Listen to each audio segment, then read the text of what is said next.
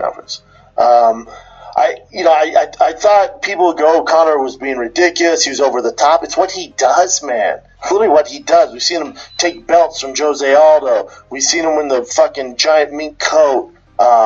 He's coming off the biggest press tour of all time with Floyd Mayweather. Like, what do you think was going to happen? And I think one of the things that made this not as big as it kind of downgraded a little bit. It should have been a bigger deal. And I think one of the reasons why it wasn't, I thought it was a 9 out of 10 as far as press conferences go.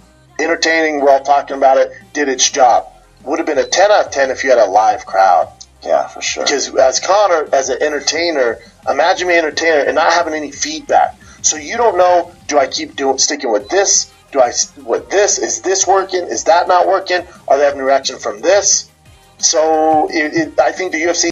Live Wire, we're live. Welcome, ladies and gents. Another week of fights, another weekend gone with fights, press conferences, so on, so forth. Let's begin the show.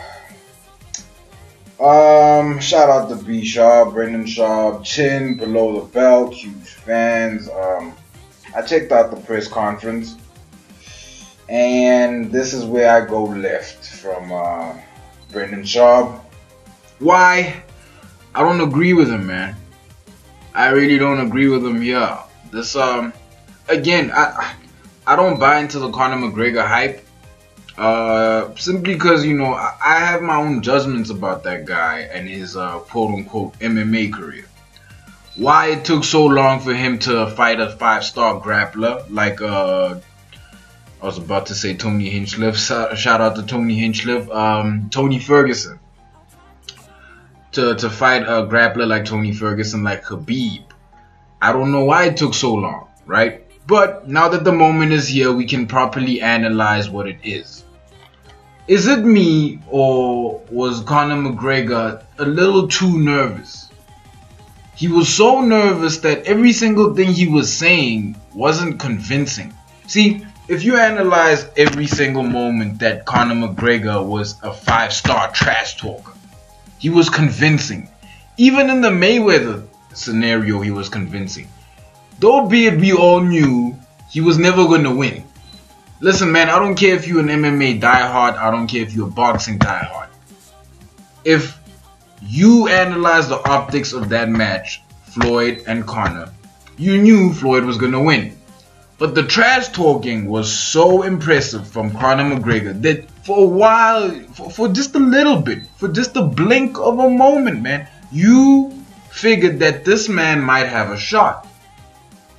In this press conference, at no point during the whole trash talking scenario did I think that this guy was going to beat Khabib.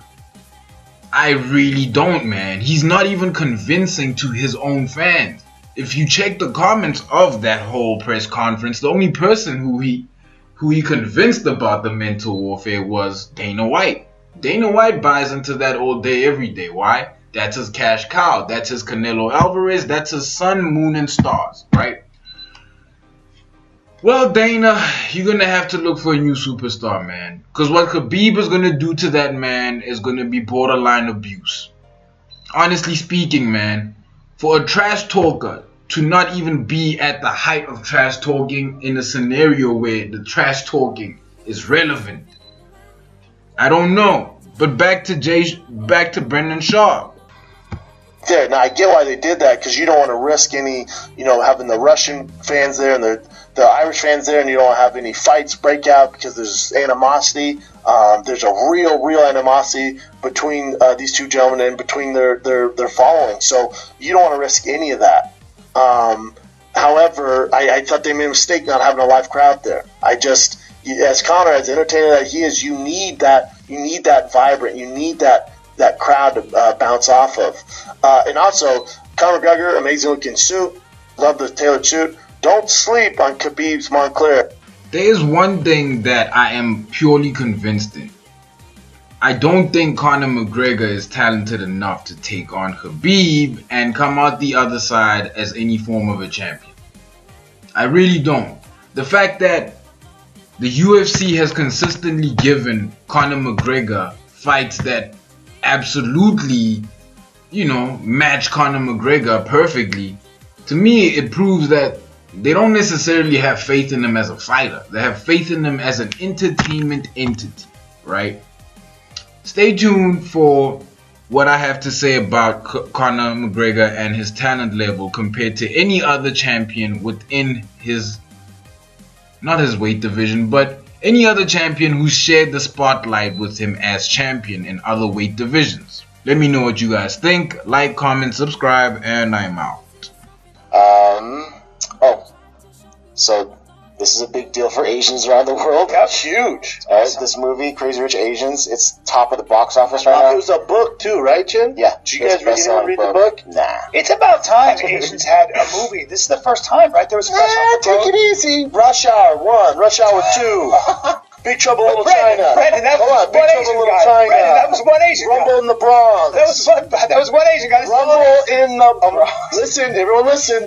Rumble in the Bronx. Brandon. Godzilla 1, 2. Brandon, these are. I understand, but that was just some Asian actor. Enter the Dragon. Brandon, okay, but that was a long time ago. That was all karate. This is about The Last Samurai. There's no karate in this Tom movie. Cruise in The Last Samurai. There are no swords or karate. This is like human beings having like relationships. Disney's Mulan. Brandon. Emperor's New Groove. It's not Asian. It was Polynesian. God.